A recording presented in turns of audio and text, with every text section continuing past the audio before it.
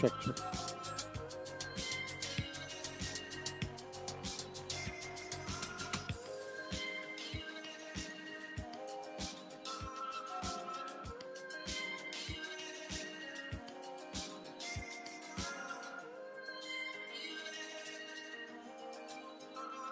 Unknown participant is now joining. It's Josh with IMT, just making sure you're added in.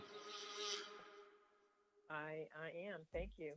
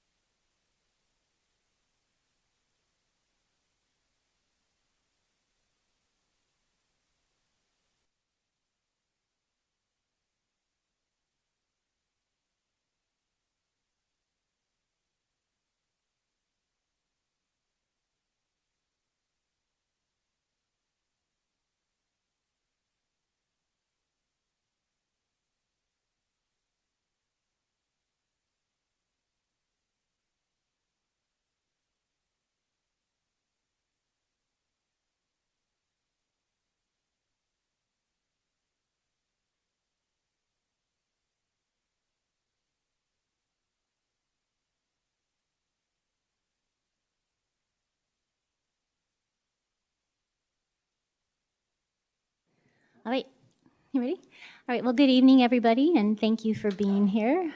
We welcome you, and we're glad to see you. We'll go ahead and call the meeting to order. And Dr. Reynolds, would you mind doing the pledge for us this evening? Okay, great. All right, thank you.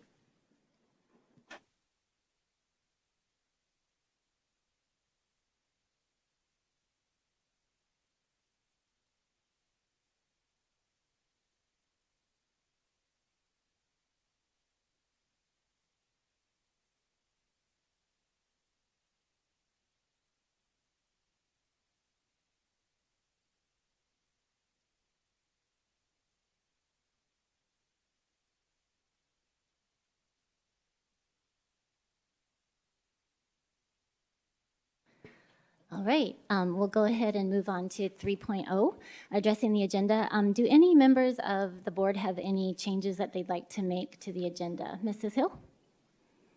Okay. Oh, okay. Representative Pingarelli, are you on and able to hear us? I can hear you perfectly, and I do not have any changes. Thank you. All right, great. With that, then I just need a motion to approve the agenda as it stands. I move to approve the agenda as it stands. All right, and I'll second. Thank you. All right, Ms. Concha, you can go ahead and move to a vote.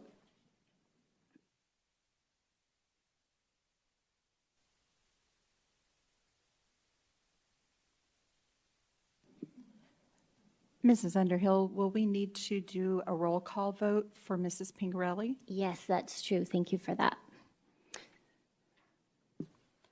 Representative Pingarelli? Aye. Mrs. Underhill? Aye. Dr. Sorensen? Aye. Mrs. Hill? Aye.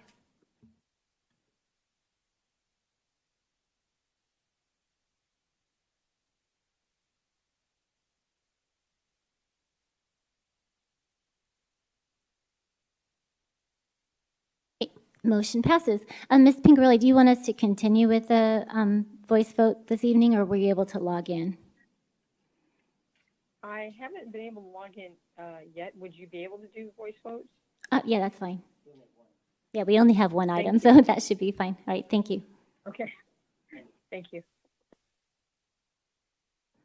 All right, we'll go ahead and move on to 4.1, recognitions. Good evening, Madam Clerk, members of the board, Dr. Reynolds, and guests that have joined us this evening. I am so pleased to be bringing forward a wonderful recognition of some very incredible teachers in our school district. You may or may not be familiar with the National Board Certified Teaching Program, and if you know anything about it, you will know that achieving this status as a teacher is very, very rare air. And we are so pleased to have some of our National Board Certified teachers here with us this evening, including the newest addition to that group. To start, I'll tell you just a little bit more about achieving National Board certification. As I shared, it is really no easy feat.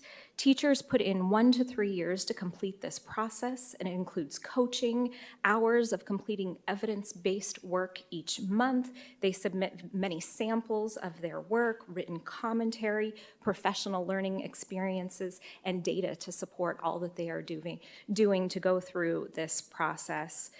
Just this past winter, the National Board released scores for educators who submitted all of the many components required to become a National Board certified teacher. We're thrilled to share that, again, we have one of the newest additions to that group, one of our very own Peoria Unified teachers, Jen Sanator, and she is a 6th grade ELA teacher at Oakwood Elementary School. She's joined us tonight, and I think she deserves a huge round of applause.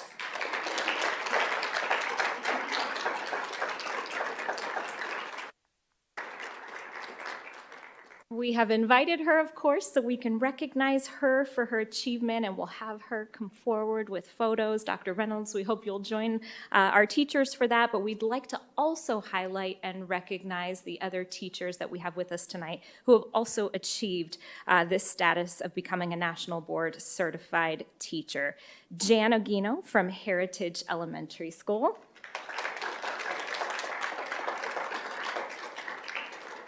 Melissa Shaver from Desert Harbor Elementary School. And I should also mention that Ms. Ogino and Ms. Shaver are also candidate support providers for the National Board Certified Teacher Network. So they certainly do a lot of work within our district to support, encourage other teachers who are maybe considering or thinking about going through this process to support them along the way to achieve this huge honor. So if we could, I'd like for the three of you to come forward. We want to take a photo, and Dr. Reynolds, if you wouldn't mind joining them in front so we can share all about the wonderful accomplishments that you all have achieved.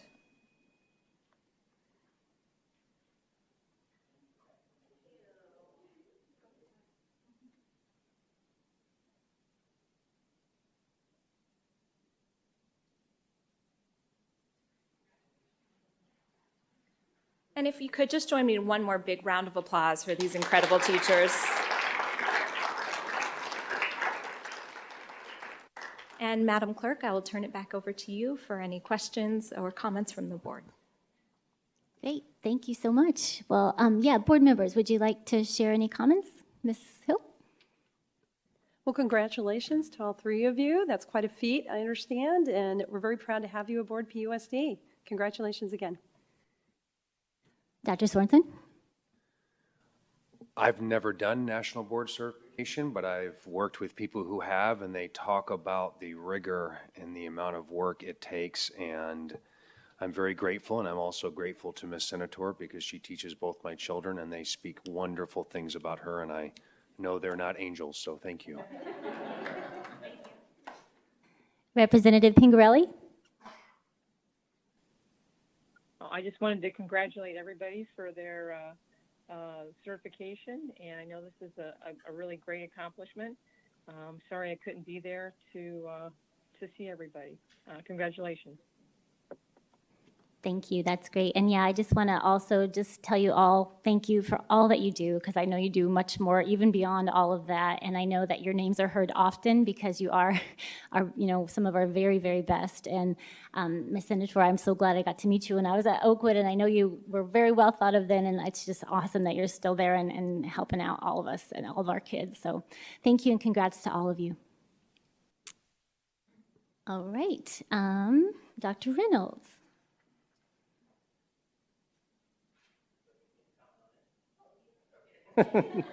No, I just want to echo the fact that this is an amazing program, and we really want to find ways to continue to nurture it and grow it inside Peoria.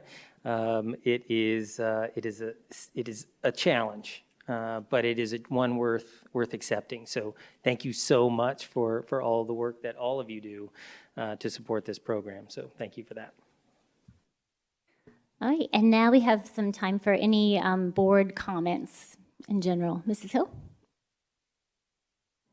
I guess I just want to take this opportunity to give a shout out to the girls varsity soccer team at Centennial. They are ranked 10th, and they are now in the playoffs, and they are the regional champs of 5A. So super, super proud. So go Coyotes. Dr. Sorensen? I'd just like to congratulate two men who were recently hired as head football coaches at two high schools in our district, and we know the direct correlation between students who participate in extracurricular activities and their academic success. So Jason Golden, who I don't know much, but I know his family and heard nothing but great things about him in the coaching community. Congratulations to him and Peoria High School.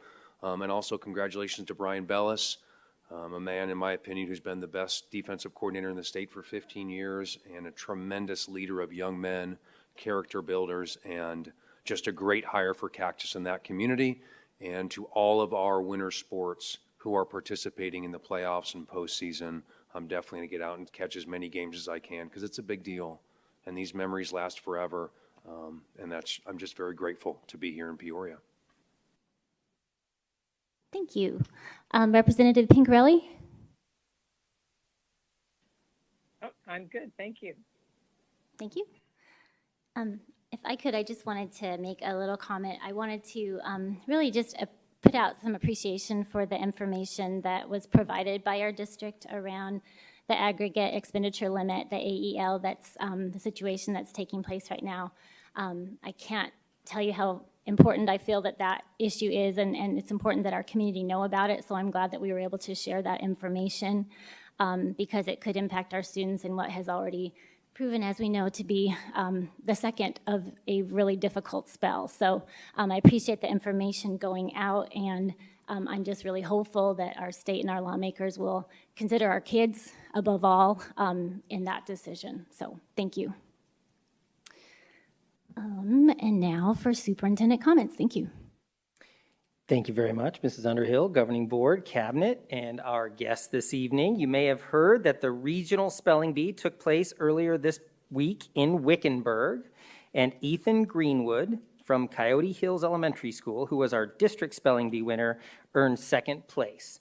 He will advance to the Arizona State Spelling Bee on March 19th, and we want to both congratulate him on his impressive spelling skills and wish him the very best of luck as he goes to the next competition. Congratulations to Ms. Cece Jacobs, a 6th and 7th grade math teacher from Cheyenne Elementary School. She was one of 2 individuals in the nation to receive an Alex All-Star Educator Award from McGraw-Hill. These awards are given to teachers who use the Alex Technology platform and go above and beyond to help their students succeed. Congratulations to Ms. Jacobs.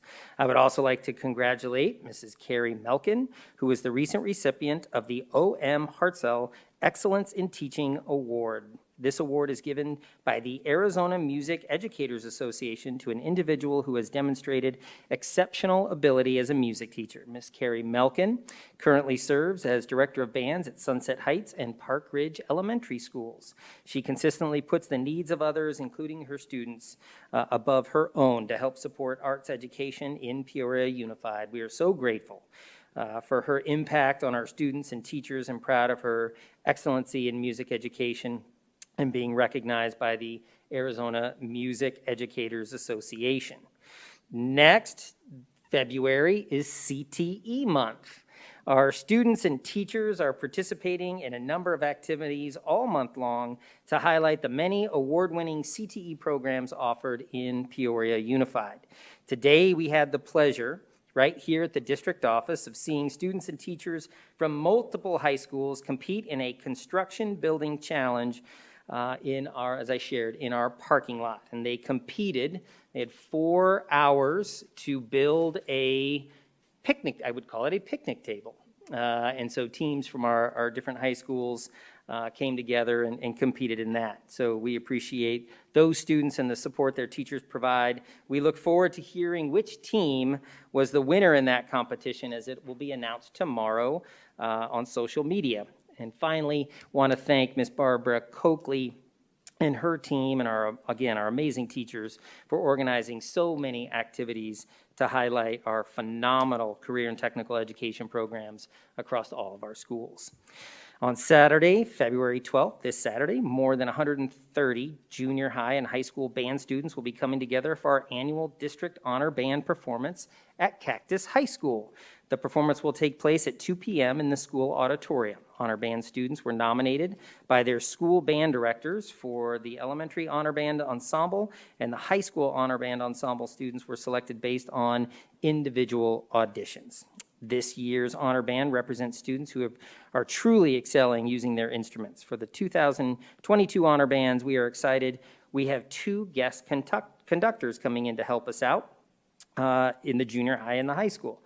Mr. James O'Halloran, guest conductor for the high school bands, and Mr. Bill Humbert, guest conductor for the junior high school bands. So Peoria is so proud to be bringing together some of our most outstanding musicians from across the district and supporting arts education for the 2022 District Honor Band performance. And finally, we would like to congratulate Mr. Michael Duran, who was recently appointed as the new Phoenix Fire Chief.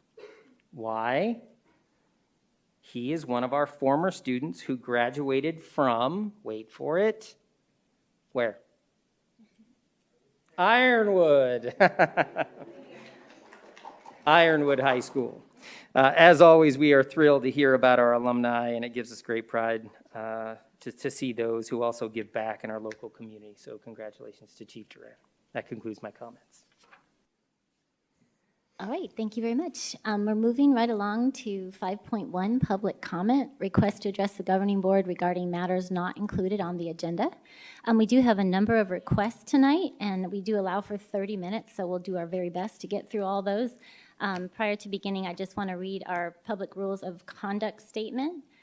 The board president shall keep control of the meeting and require the speakers and the audience to refrain from abusive or profane remarks, disruptive outbursts, applause, protests, or other conduct which disrupts or interferes with the orderly conduct of the business meeting.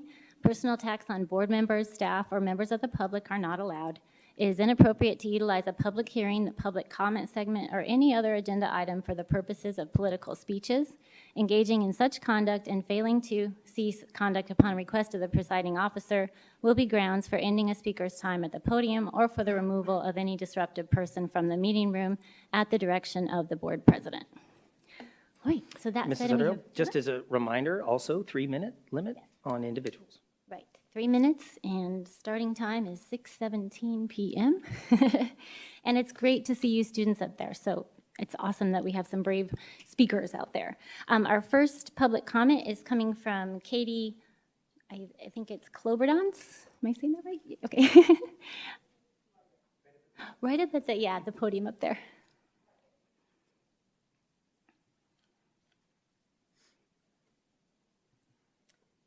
Superintendent Reynolds and Board of Education. My name is Katie Cloberdance, and I am a senior in the IB program at Ironwood High School. I am here today to talk about my English teacher. He is kind, generous, and supportive educator, as I'm sure every student in my class would agree. He has shown this in countless times, but there is one specific experience I had with him that I think truly illustrates his character. The summer following my sophomore year English class with him, I decided to enter a creative writing playwright contest at a local theater. I was very unsure of myself because it was not a style I'd ever written in, and after I had written my play, I didn't know if it was any good and was thinking I probably wouldn't enter at all. So I emailed my teacher and asked him to edit it for me, thinking it'd be worth it just to improve my writing, if not to actually submit the play in the contest. This was in June, and a project completely unrelated to school. So my teacher had absolutely no obligation to respond to me or even open the email. But he did. He sent me back an edited copy of my script, and with it, an email that was so supportive and encouraging that I started to have a real confidence in my abilities. I did end up submitting my play, and am so grateful that I had a teacher who cared enough to spend his time off reviewing my work, and also appreciative that the district prioritizes hiring teachers like my English teacher who are so encouraging and passionate. I feel entirely at home and safe in his classroom. From my experiences with him, I can attest that he cares deeply about his job and his students. Thank you for your time. Thank you. All right, our next public comment comes from Zoe Mabna, or Mabna? Mabna, oh, sorry, thank you.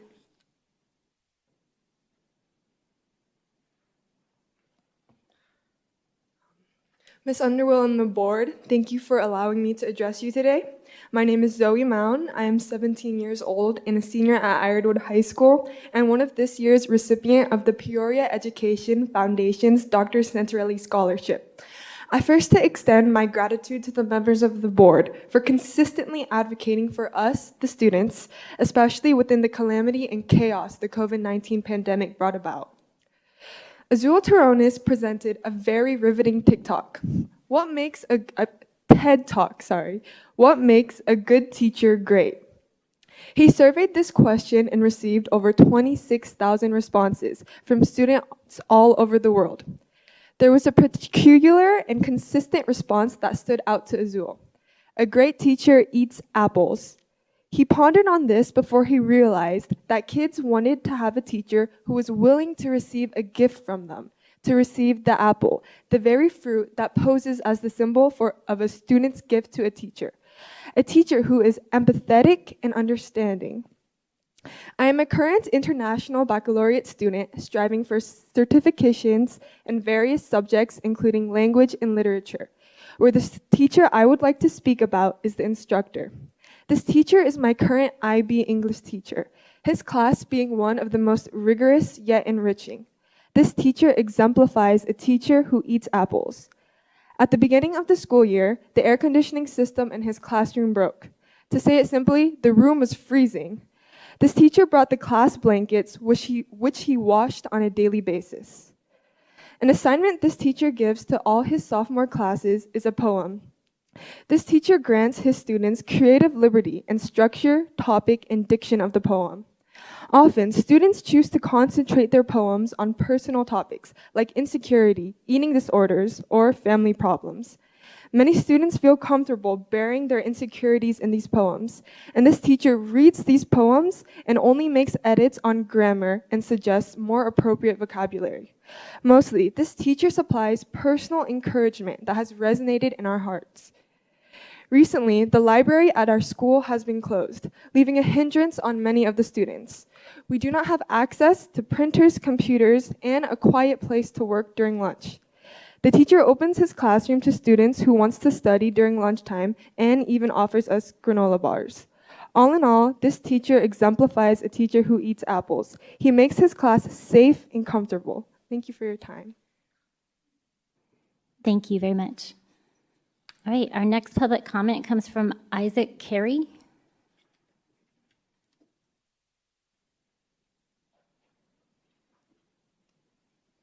Sorry. Okay, Superintendent Reynolds and Ms. Underhill, thank you for having us tonight. My name is Isaac Carey, and I am also a senior in Ironwood High School's International Baccalaureate program.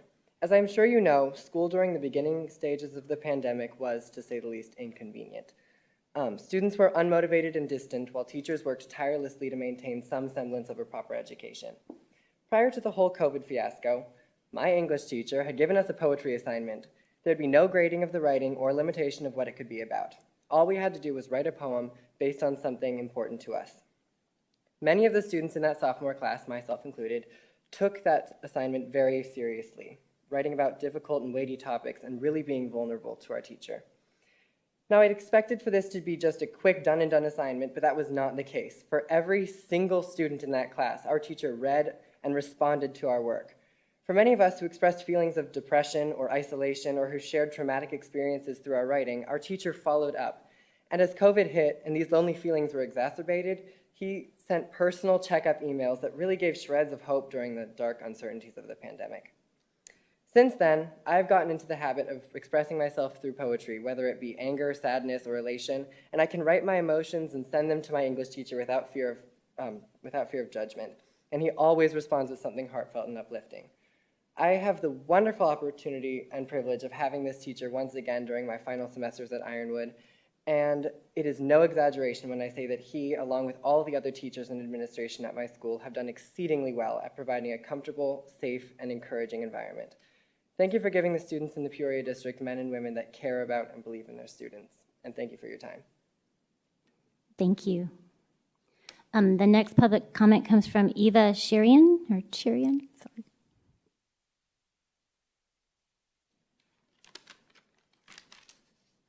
Good evening to the respected board members and all who attend this meeting tonight. My name is Eva Cherian, and I am a senior in the International Baccalaureate program. Among all of the extremely talented and extraordinary teachers I have the pleasure of learning from, one holds a special place in my mind, my IB English teacher. This teacher has been teaching for many, many years, and yet he still has a bright spark in his eyes, a sort of vitality when he talks about the books, the plays, the poems, and stories that we cover in class. In every work we analyze, he digs to the core and unearths lessons for life that will stick with me, personally, forever. One day, he read us a story called The Snow Goose. It's about an ugly, disfigured man who remains a kind, courageous soul, despite the societal scorn he receives. He takes care of an injured snow goose and falls in love. I learned through this very short story that even if your beauty isn't found externally, the love and the kindness you give to others is what makes you beautiful. If so, my English teacher has one of the most beautiful souls I have ever seen, for all of the kindness and the love he has given to each and every single student. Thank you for your time. Thank you. The next comment comes from Erica Maglalang.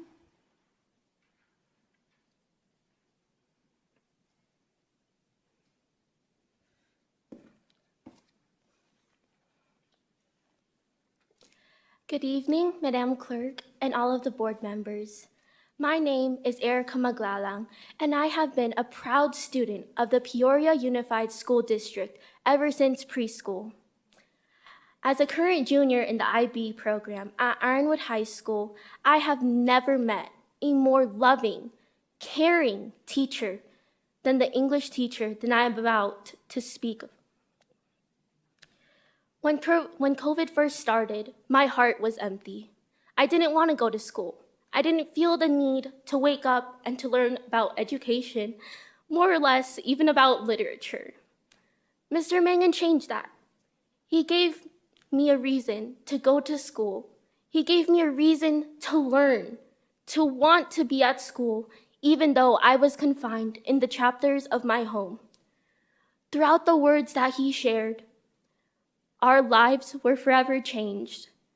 I remember on the first day, he couldn't even get the meeting open due to him being slightly older and having technical difficulties, and even at one time left the meeting running for 24 hours until the next day. From his dedication about how to use the computer, we eventually got it figured out halfway throughout the semester. The thing is about this teacher, he has been at Ironwood ever since the beginning.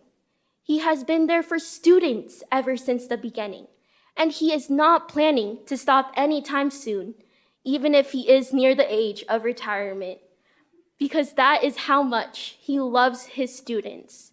He wants to continue to change lives as he changed mine, and as many others before me. Before I even went to Ironwood, many were already speaking so highly of him, including my own sisters.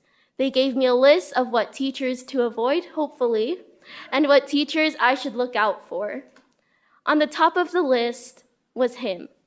They said that the way that he conducted his class with such brightness and prosperity, that he has belief in every student with every day that they learn, that they can make a better tomorrow, which is what the Peoria Unified School District stands for. As I stand here before you today, I have had no words before this. I have not written anything down. I'm just clearly speaking from the heart, because that is what he does as a teacher. To leave you today, I leave you with this email that he sent us before the summer ended. The students have been absolutely wonderful all year, despite the difficult, even unprecedented circumstances. It's a pleasure and a privilege to be one of their teachers. But the truth is, it was our privilege to have him as a teacher. Thank you. Thank you very much. Our next public comment is Seth Lowry.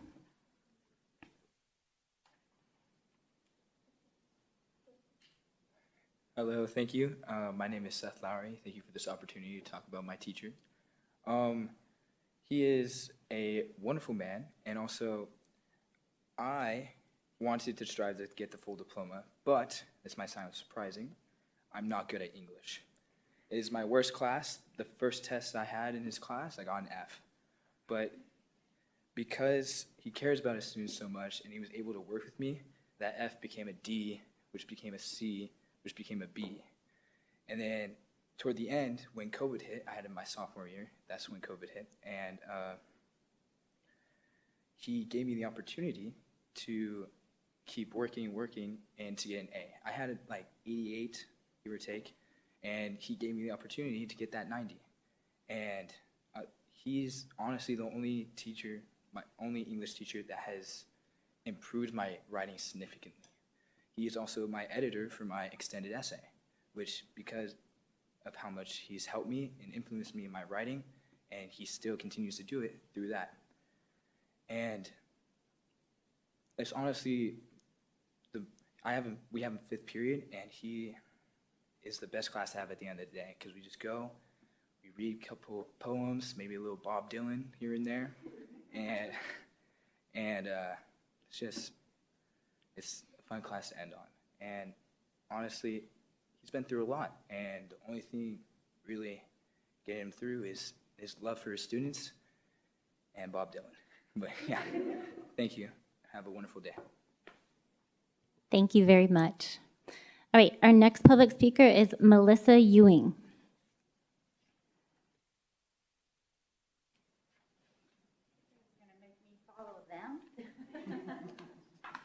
Right. I'm very impressed with how well they are speaking. Anyway, my name is Melissa Ewing. I'm a parent of 2 kids in the Peoria Unified School District. They've been in the district since the kindergarten.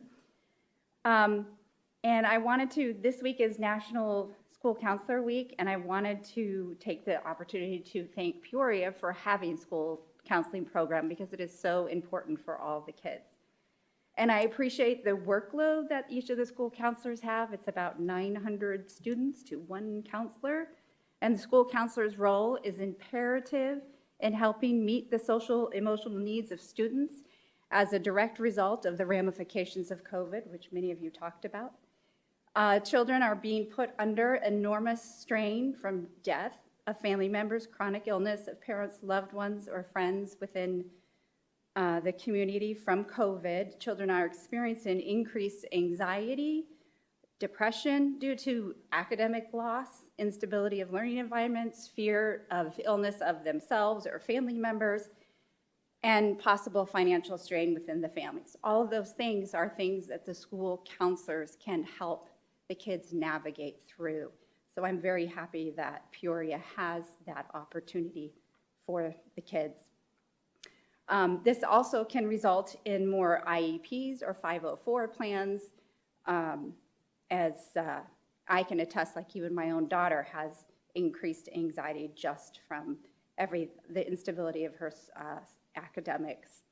A school counselor is involved in all of these processes, and it ensures that children have the resources that they need to be successful in school, and they assist families who are experiencing stressors in getting connected with community resources to help with food, shelter, and emotional health.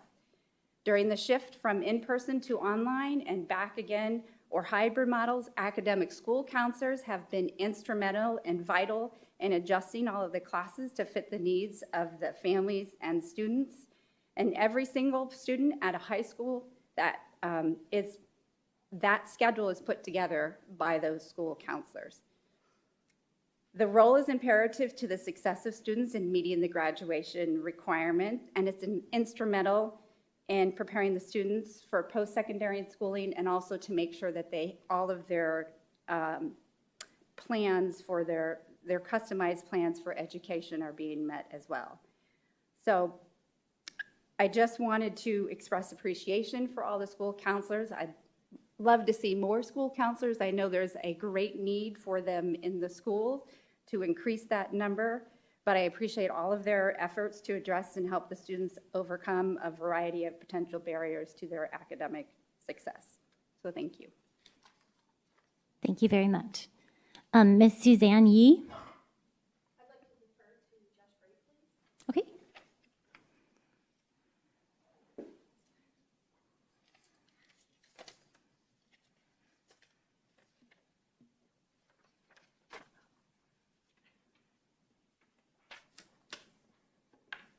Thank you, members of the board, Superintendent Reynolds, Ms. Underhill, and all the auxiliary staff here tonight for letting us all speak. And thanks for all the students for coming out. It gives me a lot of joy to see you guys out here tonight. Sorry, I'm gonna steal some of your time though, because we have a pretty dire situation regarding school funding that's coming up in the next few weeks. Ms. Underhill brought it up. Unless an agreement is reached in the Arizona legislature, the district will be forced to cut 15% of their budget. This is due to a 40-year-old rule called the aggregate expenditure limit. The result of this rule will be that districts cannot legally spend the money that is already allocated to the districts. The teacher explained it like this. Imagine your parents give you a $100 budget for the month. It's the 25th day of the month, and you already spent $84. Suddenly, your parents say you can only spend $84 this month. So you have $0 instead of $16 for the rest of the month. That's the position that every school district in Arizona is in right now. This means the Peoria district will lose millions of dollars of funding unless the Arizona legislature acts before March. This can mean schools closing or huge teacher layoffs in a district that is already facing teacher shortages. Also, this is not due to overspending. Budgets are based upon what the state allocates. Arizona already ranks near the bottom in education funding, and also a lot has changed since 1979 when this rule was implemented. Anyone that doesn't want to see this happen, especially members of the board, you should contact your state representatives and senators and ask them to pass a resolution that allows school districts to exceed the aggregate expenditure limit. They hold all the power, and they have two choices to make.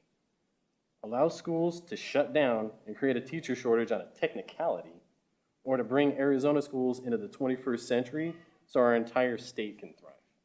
By the way, they passed a resolution to allow this last year with no issues. Thank you.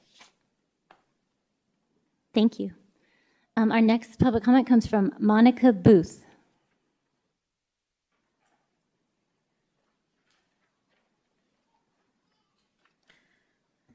Good evening. My name is Monica Booth. Thank you, board members and superintendent, for your audience today. I would like to discuss in reference to the serious threatening comments made by Mr. Gary Mankin at Ironwood High School during his English class on January 24th, 2022. I represent not only my child in that class, but also all Ironwood High School students and concerned Ironwood parents. I continue to have serious concerns regarding the safety of my child and all the students at the high school. The comment as heard by students was, quote, "If I had a gun, I would shoot 100 students," end quote. The intent of the comment is irrelevant. What is relevant is that he made the comment about students with his students present. Each threat must be taken as a credible threat. It is deeply disappointing that, number one, parents were not notified immediately about the comment per district policy. Parents have the right to make their own decision if the threat is credible based on information provided from an investigation. When Principal Dunham finally acknowledged the comment, that occurred on February 5th, 2022, 2 days before he was returned to school. And part of his comment was inaccurate. He stated in his group email to parents that the situation was, quote, rumors, quote, misinformation, and quote, not credible, and that Ironwood High School notified the Glendale Police Department. These statements are false. Parents still don't have information on what safety measures and protocols are in place to ensure student safety. Students and parents are nervous. The district expects zero tolerance for violence from students, but yet exhibits a double standard and violates its own policy with regard to their staff, per their own internal PUSD rules and policies. If this was a student making the threat, the student would be expelled or suspended. Your district rules encourage all on campus, including children, to report any suspicions. How can we continue to ask our children to do so when the standard is no accountability, where violent threats are marginalized and minimized? Mr. Mangan no longer has a place in the classroom. Does the district want to compromise its integrity and risk liability to protect one man?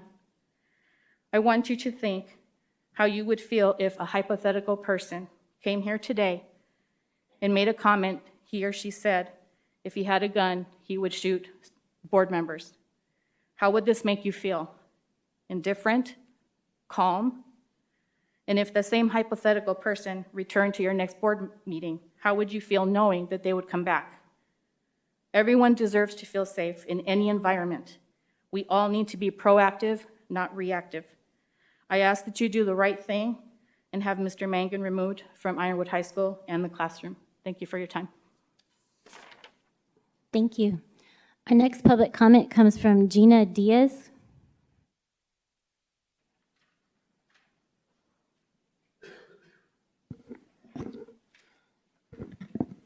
Hi, good evening. My name is Gina Diaz, and I am a parent of an IB junior at Ironwood High School, and I'm here in support of Mr. Mangan. I've only heard exceptional things about him, and he has always gone above and beyond to support my daughter and all of her fellow classmates. I feel safe with my daughter in his classroom, and I have no fear of sending her to school or around him. Thank you. Thank you. Our next public comment comes from Gigi Ballestero.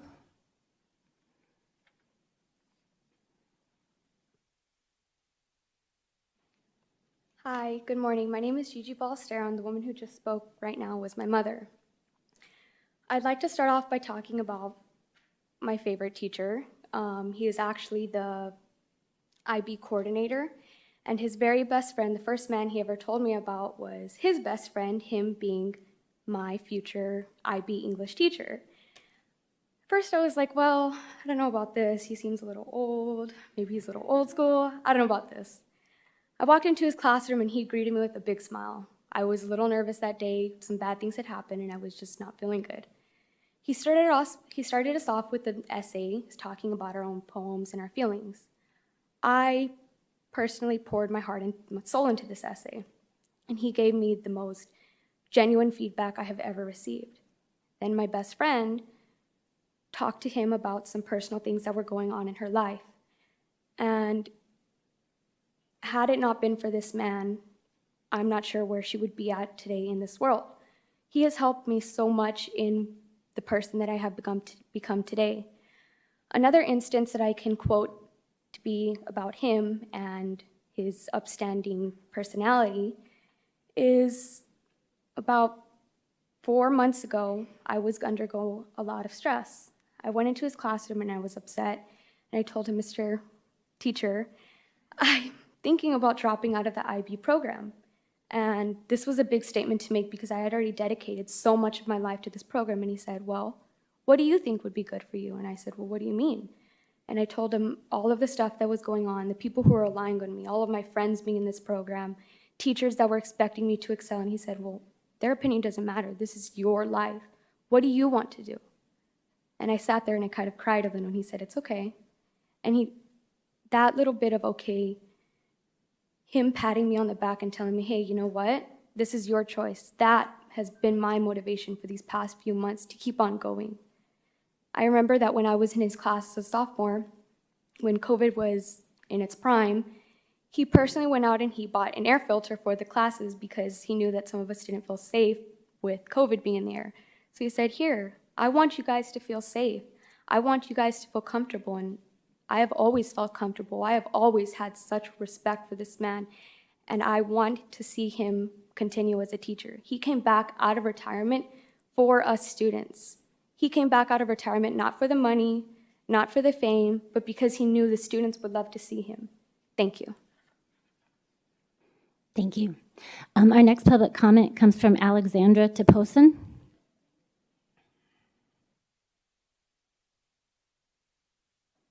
And this will be our final public comment.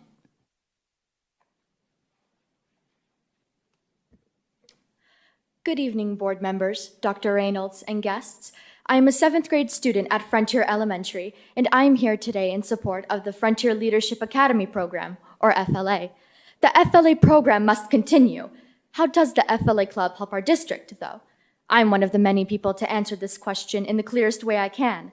This club should stay alive because many others like myself love to work with younger children and teach them about certain skills they will need to know in life in order to be a good person. My passion for helping younger children was eminent when I would go to my mother's school and meet some younger kids in after-school programs.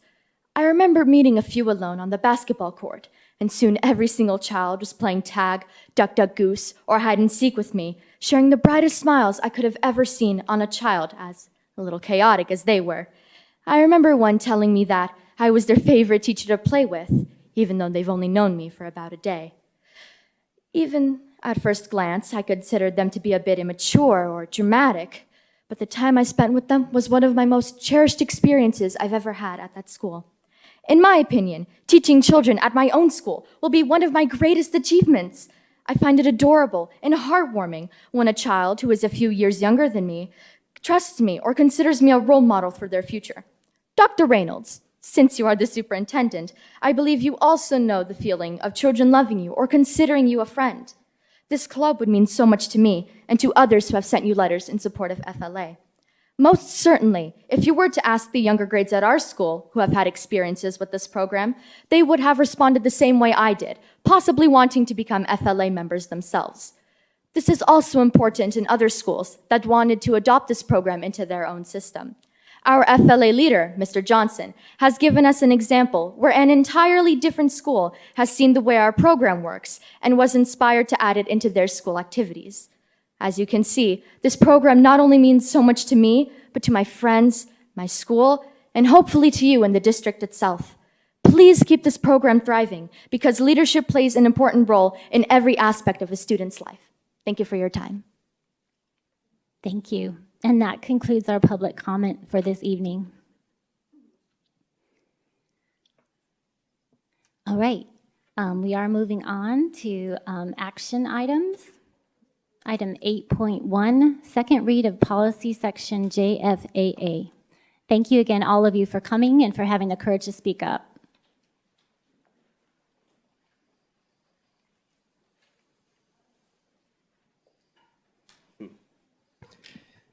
Ms. Underhill, President Sandoval on the call, and fellow board members, I'm here to stand for any questions you have regarding this second read of policy JFAA.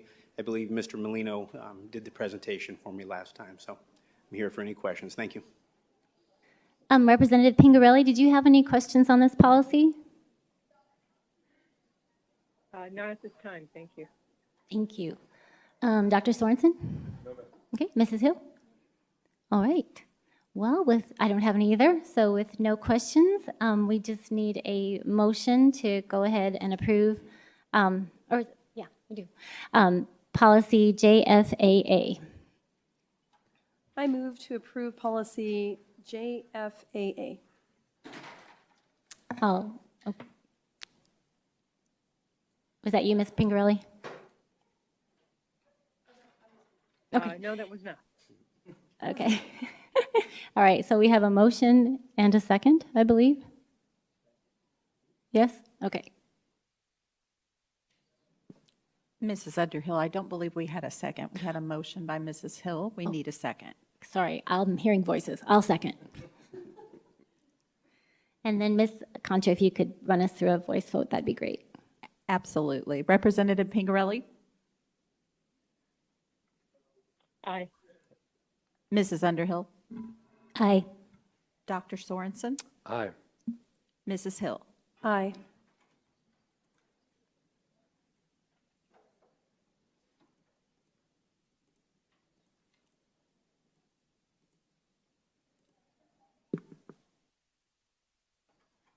All right, and the motion passes. Thank you. All right, moving on to 9.1, discussion items. First reading of policy advisory revision to current policy DIE, audits and financial monitoring. Ms. Myers, thank you. Yes, thank you. Good evening, Madam Clerk, members of the Governing Board, and Dr. Reynolds. Tonight is the first reading of the policy advisory revision to current policy DIE, audits and financial monitoring. And so we do have the policy on the screen, and we can ask for assistance scrolling down just slowly as I provide the background. Each year, the Peoria Unified School District is required to publish a complete set of financial statements presented in conformity with generally accepted accounting principles, and to have an annual financial audit by a certified public accounting firm licensed in the state of Arizona.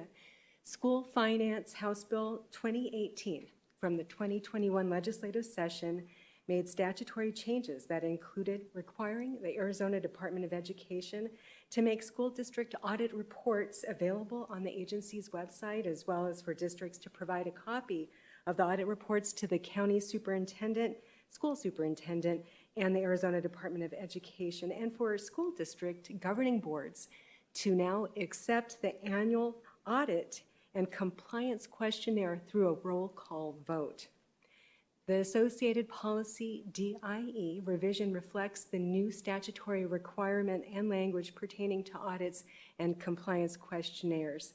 I will note that prior to the statutory change, Peoria Unified has previously brought our annual financial audit presentation forward to the governing board as an information agenda item. And now it will be an action item, starting with our fiscal year 2021 annual comprehensive financial report. So you'll see that presentation shortly at a future board meeting. In addition, Peoria Unified has historically published our annual audit, financial reports and budget reports on the district's website. We have over 10 years of information available to our community and for the public to review. This agenda item is for information and discussion purposes only and will be presented again on February 24th for action from the board. Thank you. Board members, do you have any questions? Mrs. Hill? None at this time, thank you. Representative Pingarelli, any questions? No, I do not. Thank you.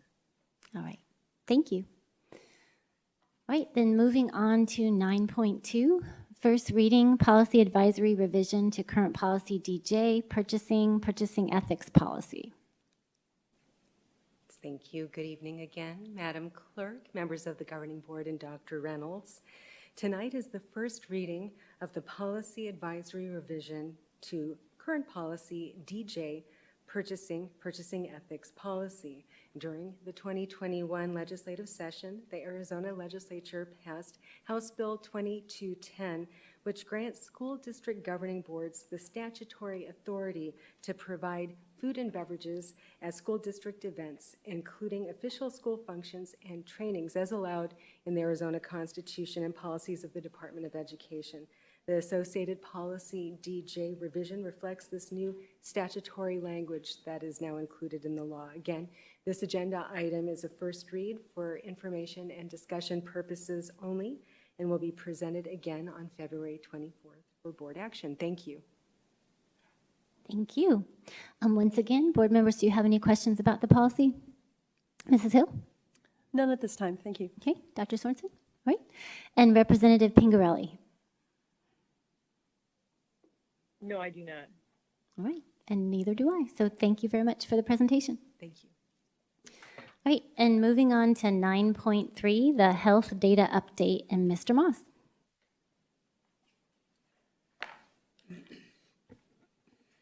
Madam Clerk, members of the Governing Board, I was here at our last meeting with some cautious optimism for changes that were occurring in the COVID throughout our community, and I'm here to provide a little bit, even some better information even for today. As you can see, we track case rates and percentages of positive testing, and you can see that our numbers have declined dramatically in the last few weeks.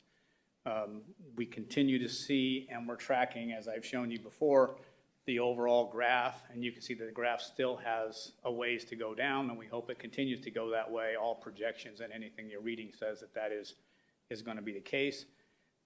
These declines and the declines of the total numbers have certainly influenced a number of cases that we have been seeing. As you see there, in general, from the previous 2 weeks, we were around 1,800 cases. We're down to around 600 cases in the last 2 weeks. So we're moving in the right direction, moving forward with what's there. I'm also happy to see, if you take a look at the number of outbreaks, is 0 for the last couple weeks, and also the number of instructional change reviews that we do on schools. We've not had to do any of those in the last 2 weeks also. It appears, and if you, I had a conversation the other day with some high school principals, and I asked them, because I tried to call them and they didn't answer the phone, so of course we have a little back and forth when they don't answer the phone, and I called them and they said, no, we're actually out in the classrooms now instead of talking about COVID in the schools. And the terms that they used was, we're getting out of survival mode and we're actually getting back into education mode of teaching kids and getting them to do the right things, working with teachers, getting them in the right places. Our absence rates for teachers continue to decline. Our coverage rates of subs continue to go up. Our number of absences of students continue to decline. And so we can see, again, knock on wood, there may be some light at the end of the tunnel as we move forward. And I will answer any questions that you may have. Great. So board members, do you have any questions of Mr. Moss? Mrs. Hill? Just a comment, just happy we're heading in the right direction. I mean, this is truly a blessing, and long awaited, and we're kind of coming out of flu season, so just really happy the numbers are getting better and we're getting back to some sort of normalcy. So thank you very much for the information. Dr. Sorensen? Representative Pingarelli? No questions. Thank you. Mm-hmm. And I don't have any questions either, but yes, thank you very much and glad to hear the good news. So thank you. All right, moving on to informational reports. These are reports that are available on our website. The first one is the report on upcoming meetings and events. Ms. Sari, did you have anything? Madam Clerk, nothing to share this evening. Okay, great, thank you. And 10.2, legislative, state, and local updates. Mrs. Myers? Yes. Good evening again, Madam Clerk, members of the Governing Board, and Dr. Reynolds. Administration has previously shared with the Governing Board and our community that if the Arizona Legislature does not act before March 1st to override the aggregate expenditure limit for public school districts, that districts in Arizona will be required to cut more than $1.1 billion from their budget in the last quarter of the fiscal year. And that equates to $43.1 million for Peoria Unified in this fiscal year. The expenditure limit does not apply to charter schools. At this time, there is no legislative progress to report. The House and Senate Education Committees are scheduled to meet next week on Tuesday, February 15th at the Arizona State Legislature. Administration will be providing a comprehensive update on this matter at the next Governing Board meeting. This concludes my report. Thank you. Thank you for that. And then 10.3, the Budget Facilities Planning and Construction Report. That is also a report that is available online. Moving on to other business, 11.1, board member opportunity to readdress agenda items. Mrs. Hill, did you have anything you wanted to address? I guess I just have a question for Ms. Myers. Logistically, I'm just trying to figure out, so if the legislature doesn't actually make a determination by March 1st, are they able to vote later than that and make an adjustment? Or if they miss that date, are we definitely going to be minus $43.1 million? I mean, what, I'm just trying to figure out the date, and logistics of how that works. I mean, are we stuck with that date or? Thank you, Madam Clerk, members of the Governing Board, Dr. Reynolds. The date is March 1st, and if action is not taken to override the K-12 aggregate expenditure limit, districts would be required to reduce their budgets by April 1st. Now, of course, a legislative session is ongoing, and I can't speak to pending or future action related to legislation outside of this matter that might address concerns after the fact, but what I can say is the date is March 1st, and it is set in stone. Okay, thank you very much. Appreciate it. Hopefully they'll be quick about it then, huh? Thank you. Dr. Sorensen? No, ma'am. Okay. And Representative Pingarelli? No, I'm good. Great. The next item is 11.2, request for agenda items for future governing board meetings. Mrs. Hill? None at this time, thank you. Dr. Sorensen? No, ma'am. All right. Representative Pingarelli? I have none, thank you. I do have one. It's somewhat related to the AEL. I was wondering if we could get an update. It could be a Friday report, but an update on the percentage of students qualifying or requiring special education services, along with some previous decade comparison, along with the costs associated with special education that are not exempt from the aggregate expenditure limit. I think that would be important to know, especially as we look at potential future permanent fixes to the AEL if that happens, but I feel like that might be something that would be of value. Was that clear, Ms. Myers, at all? Okay. Thank you very much. I would need a second. I second. Thank you. All right. Anything else? All righty. Then, with that, we will move to 12.1, adjournment, and I need a motion to adjourn. I move to adjourn. I'll second. Ms. Concha, if you could run us through a voice vote. Absolutely. Mrs. Hill? Aye. Dr. Sorensen? Aye. Representative Pingarelli? Aye. Mrs. Underhill? Aye.